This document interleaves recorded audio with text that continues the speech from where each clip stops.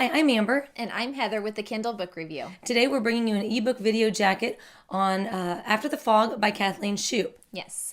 After the Fog by Kathleen Shoop is a story based in Donora, Pennsylvania, and it's based on true events about the killing smog in 1948. Exactly. She's written a historical fiction. What we've got is our main character, Rose, is a community nurse in this time, and that was kind of a big deal back then. That Kathleen had researched that there were these nurses that would go around and basically have to educate some of the poorer families on hygiene and basically how to ward off diseases and illness. And they didn't, like as we know a nurse today, it wasn't necessarily that, because there was so much more that was ensconced in being a nurse. Right. So basically what we had going on is this fog was coming off of the factory. They were living in an area where they were doing zinc mining. Yes. So she's dealing with it. Slowly people are just choking to death. Which is her work aspect, but also the book covers her personal aspect as well. Right. I mean, she's married to Henry. They have 2 children.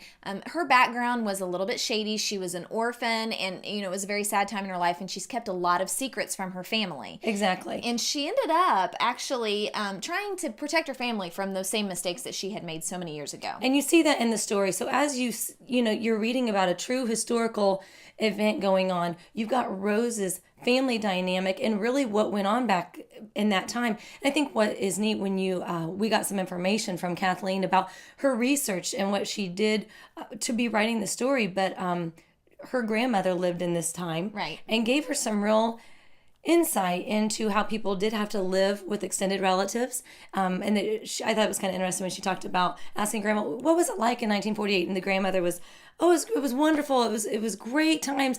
But as Kathleen asked more questions, it wasn't so great. It wasn't so great. I mean, it was very common to be living with family members. You wanted to get out of the house. You wanted your own place.